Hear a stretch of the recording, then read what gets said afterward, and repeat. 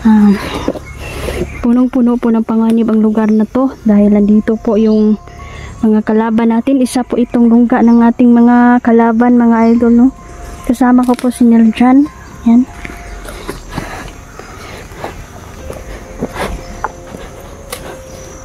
Napapalibutan tayo ng mga itim na duwende.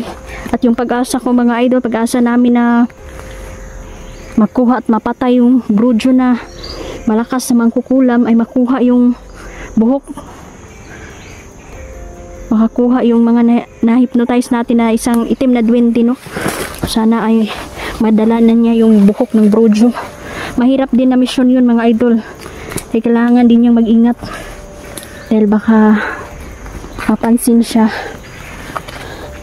ng mga kalaban.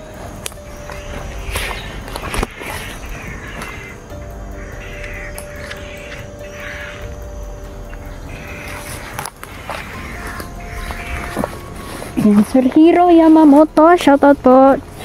Nanay Susan, Sir Crusader, Mama Susan.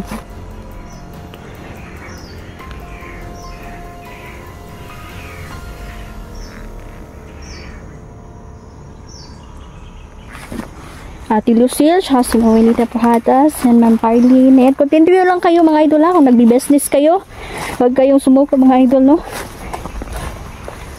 Basta hindi lang kasagaran mo sa business, mga idol. Sabi natin mga itim na duwende, mga kaibigan nating duwende ay kadalasan mabankrupt ang isa ka-business nang magpautang, mga idol, kasi yung ilan mahirap na magbayad. Yun yung mahirap sa tao.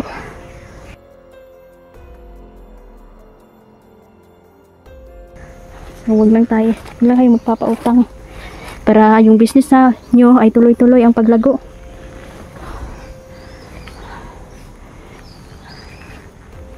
Gugulat na lang kayo, mga idol, na isa na kayo sa pinaka matagumpay na negosyante. Hindi dyan daming insekto dito. Ano ba? Musulod sa imong mata ba? Kabaho pang patay. Parang may tinapon din ditong patay. Iba yung amoy dito.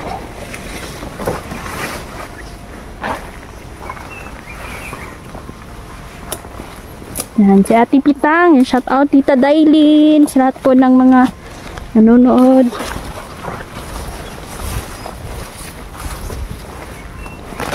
Si Cecilia. Kailangan po namin ingat sa lugar kasi napupuno po dito ng sumpa ng dojo.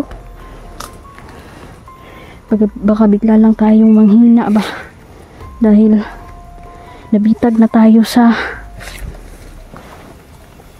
patimbong ng dojo.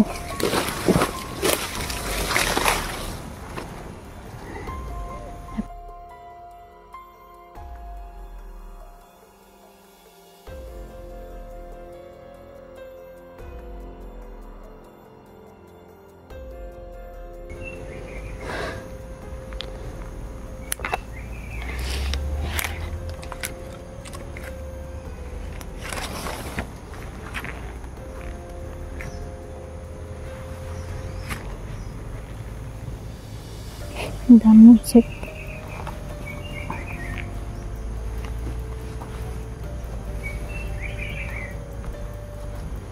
Daming itim na insekto dito. Iba yung pakiramdam ko.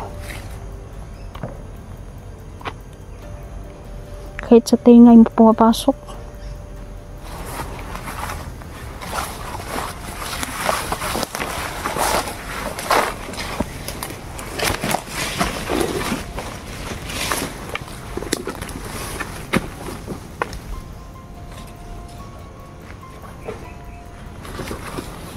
Ay, kulabog.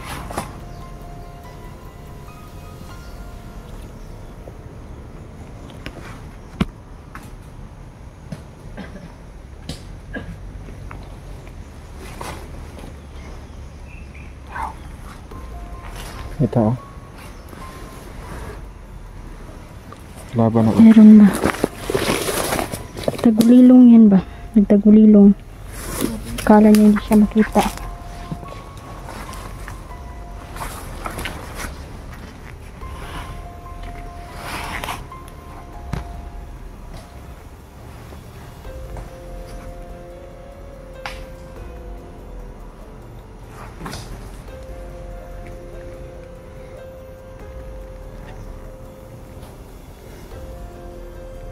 Kita na rin. Kita na.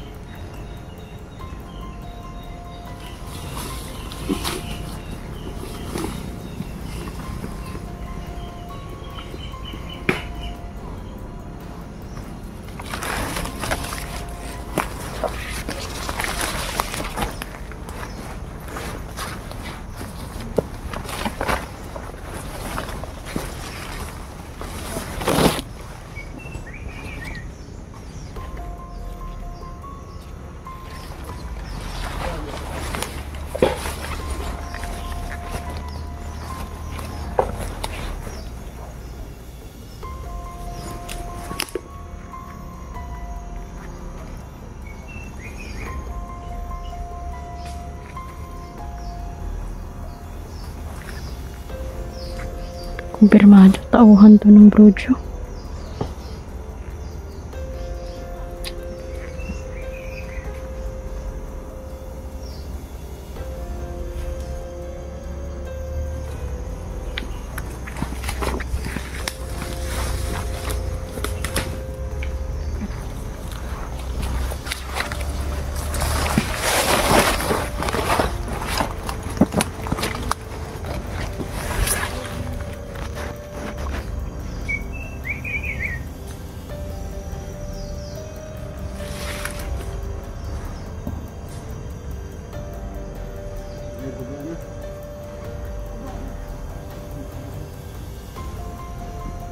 Ay ba?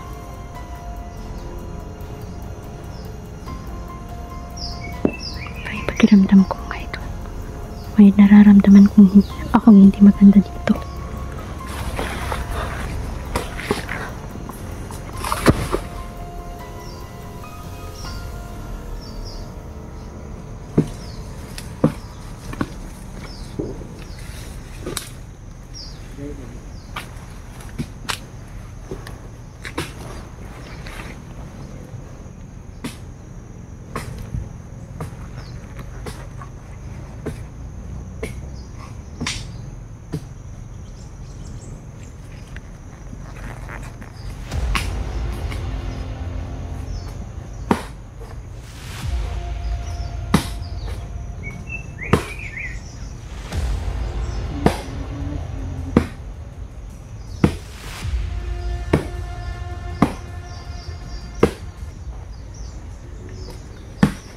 Hinahanap nila yung mga bahay ng mga kaibigan namin, mga idol, para sirain. Kapal ang mukha.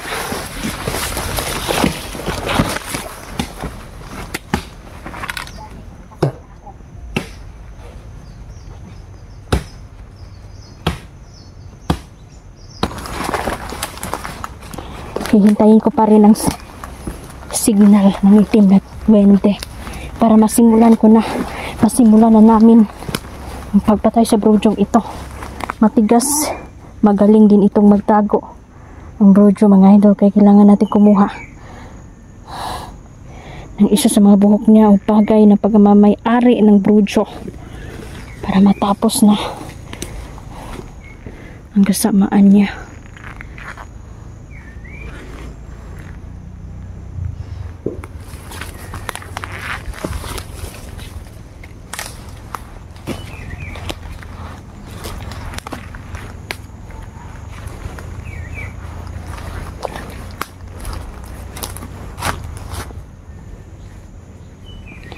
Ramdam ko na nandito yung mga kaibigan natin. At saka yung bilang na 20 at si kaibigang David. Ayan, palagi silang nakagabay talaga mga idol kapag sa eksplorasyon na kami. Ayan, sumasama yan sila. So malinaw po no yung boses ng kaibigang Dilaw. Ayan, kasi mga idol, yung mga ilang 20, may mga stricto kasi minsan hindi sila nagpaparinig sa kanilang boses. Pero kayang-kaya nilang magsalita ng lingwahe natin o iba't iba mga idol. Kayang-kaya nila.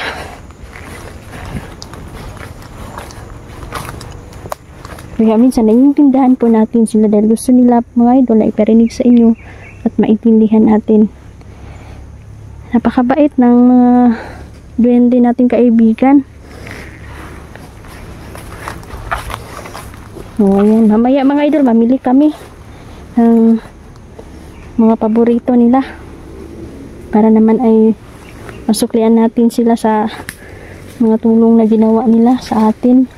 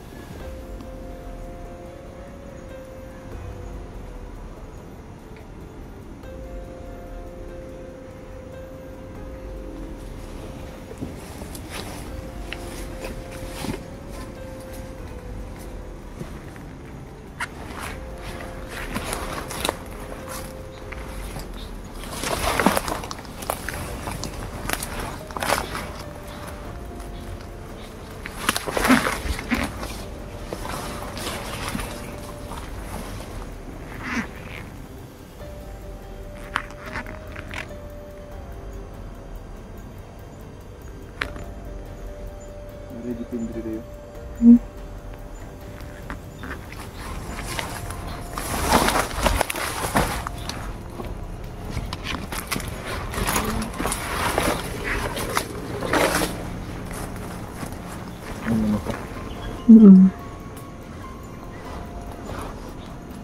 Parang banakon. Banakon ano? Lumang banakon.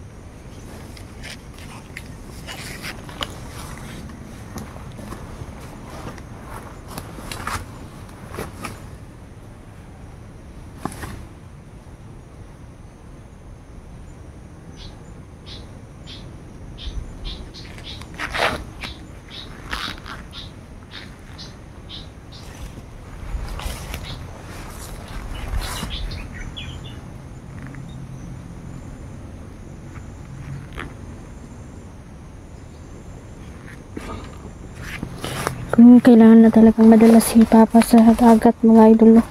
Kasi yun yung hiling talaga ng ating mga kaibigan na hindi matapos ang buwan ng Nobyembre. Kailangan siyang madala talaga. Hindi lang ako magsabi mga idol, no, kung kailan. So schedule na namin mga idol, pero sana sama-sama naman po kami at wala namang sigurong panganib mga idol, no, dahil kapag may lakad kami ay hinihiling po namin yan sa mga kaibigan 20 namin kung safe ba ang pagbiyahe sa araw na yan o hindi. Kaya hindi na talaga tayo kumpiyansa kasi bantay sa lakay ang kalaban. Bantay sa lakay lang yan sila.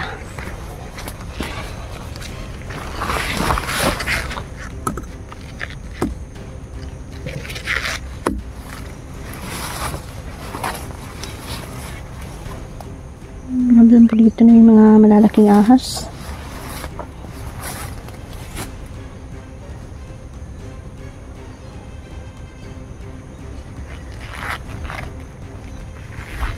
Hindi pa tayo naglalakad. Hanap muna tayo ng upuan mga idol, para mapagpahinga muna tayo konti. Signal dyan parang hindi siya ba na ikapoy guro na siya. Kanina pa din siya naglalakad.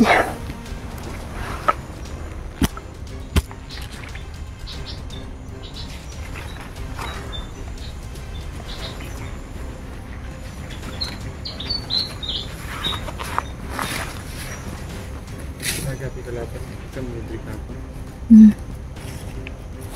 Hindi ako kanapin. So encuentro dai kadiri dapita.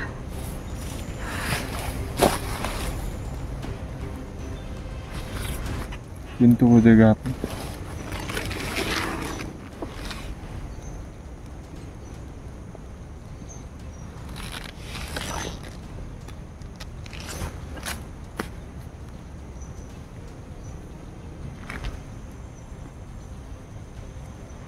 Ramdam ko na nandito yung na-hypnotize kong itim na 20.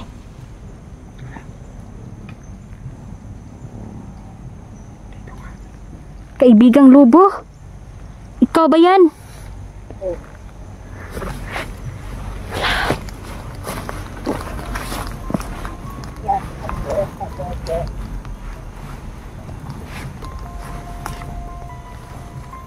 Dala niya ang buhok ng Brujo. Ito na ba?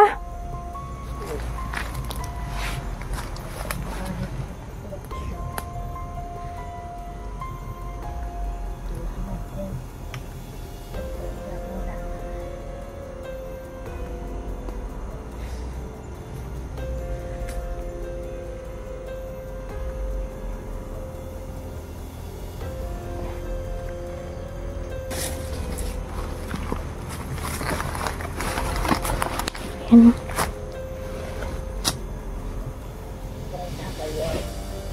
Parang tumatamlay yata ito. Mahaba siya ng orasyon ng project.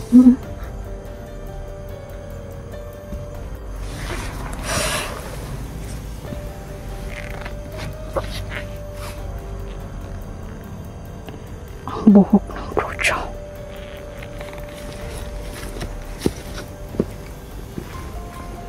Salamat. Dahil nadala mo ang gusto kong ipagawa sa'yo.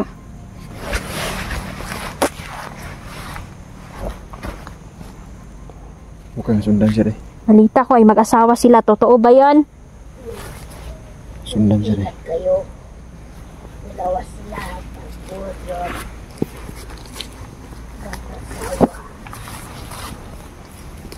Mag-asawa daw. Buhok ba ito ng babae o yung lalaking Brujo? Lalaking bozo. Sa lalaking Brujo ito. Merong pang isa, pero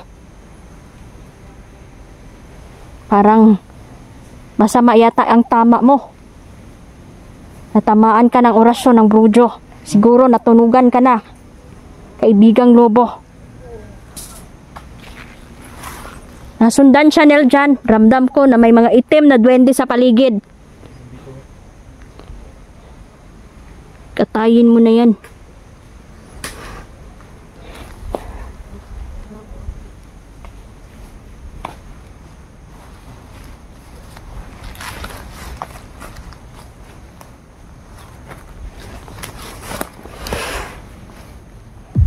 Kawawa naman. Paalam mo na, kaibigan, at magpahinga ka. Magtago ka, ha? Kaibigang Lobo? Magtago ka dahil hinahunting ka na ngayon. Gusto ko magpagaling ka muna sa sugat mo.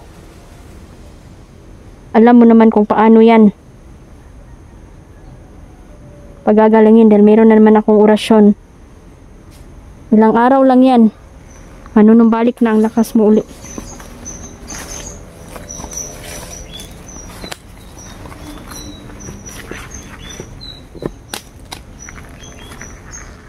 Sinatay ko na rin. Sinatay ko na yung sumuko. Nagsisinungaling yun, oh. Sabi niya magsumuko siya to. Inurasyonan mo niya ako. Inurasyonan mo ko niya. Huwag ko lang choice. No choice you go. Wala akong no choice. Mahayop talaga yan lagi. Ikaw ray bitik ko na nila ba? Delikado ra ba jud na sila kahit ang dami nilang magagawa. Nagbabalat kayo yan sila. Ito yan. Ngunil dyan, may sinabi si kaibigang Peter. Naalala mo ba kung saan mo ako nakita noon? Yung abandonadong bahay? Sabi ni kaibigan, ay namumugad daw doon uli ang mga aswang. Isang pamilyang aswang. Kailangan daw natin yung tudasin. Dili, uy. Dili pa rin din ako. Mga dating aswang ko naman yung mga... Yun yung una kong tinanong ni Gary. Baka isa yun sa... Hindi naman daw. Pero taga-antikuan daw yun. Sana, uy. Iyo. Si Kihor. Yung isa taga... Wala nating sabihin dito. Di pa ikaw taga Cebu mga. Palipat-lipat kasi kami ng lugar, mga idol. Dati pa yun. Probinsya, gamay pa ko na. Palipat-lipat ko kasi parang sinusundan kami ng mga, ano ba? Mga nasa kadiliman. Wala kaming permanenteng address. Pero may mga ano naman ako dito. May mga parinti ba? Pero layo na lagi.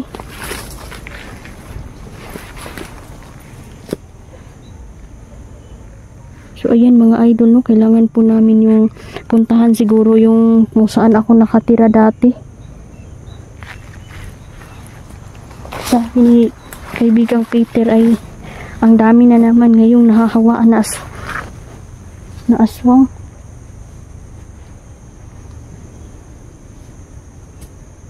Kailangan din po natin silang iligtas mga idol sa mga kamay ng mga demonyo.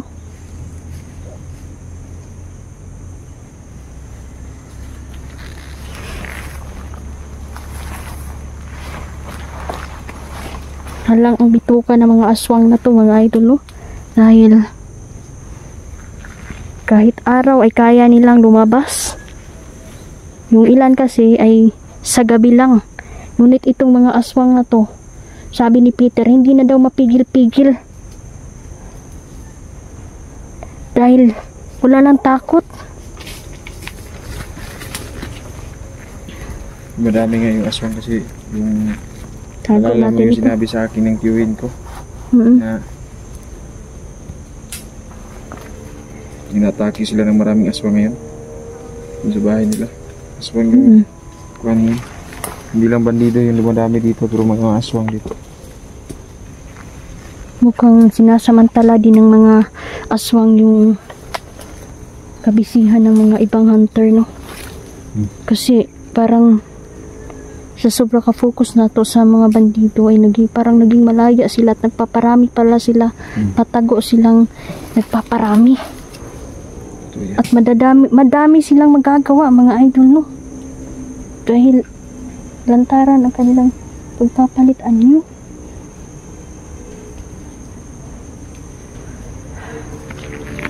So, kailangan nating tutukan yun, Eljan, ha? Naalala mo pa naman, di ba? Kung saan ako noon nakita. Meron daw namumuga doon, mga idol.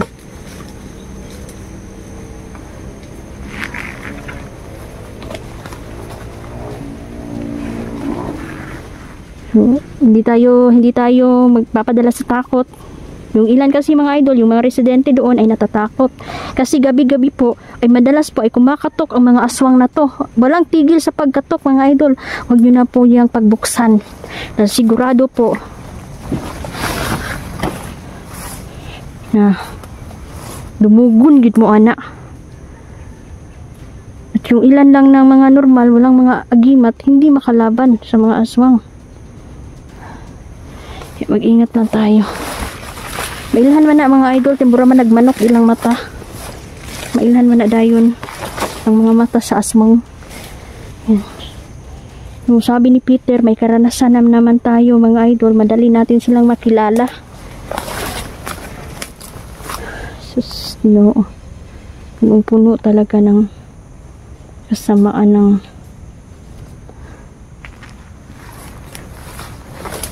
mundo natin ngayon. Pero wag lang tayong matakot dahil hindi naman sila mananalo. Kailanman ay hindi mananalo ang kasamaan laban sa kabutihan.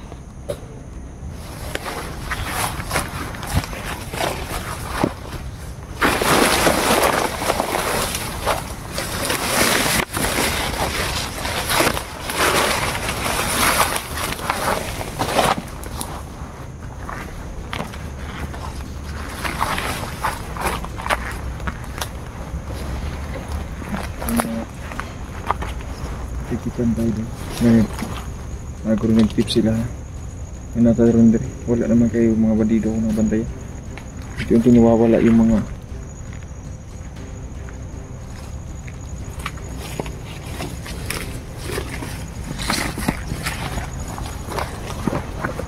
Delikado din yung mga manananggal mga idol.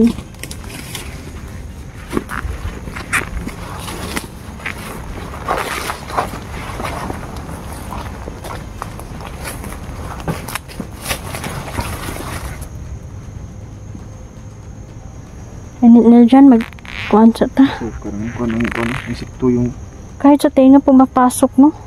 Buti na lang nag-orasyon tayo hanggang dyan lang yan. Hindi yan makakapasok.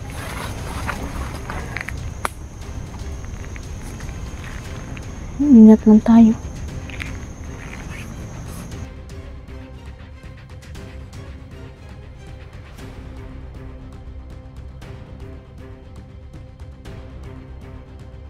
Tamaan ka? sumakit yung tiyan ko.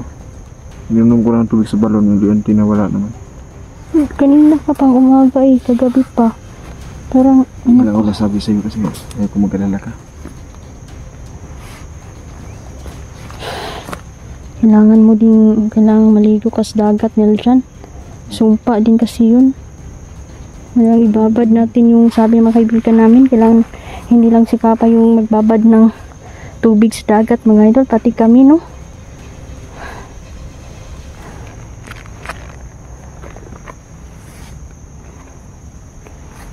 Grabe.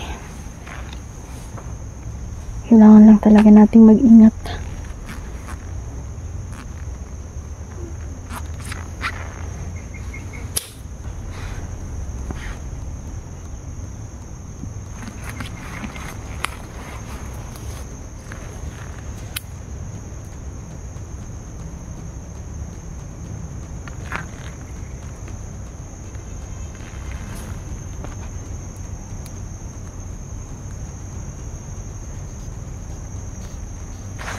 Mama Susan, out. Ingat kayo.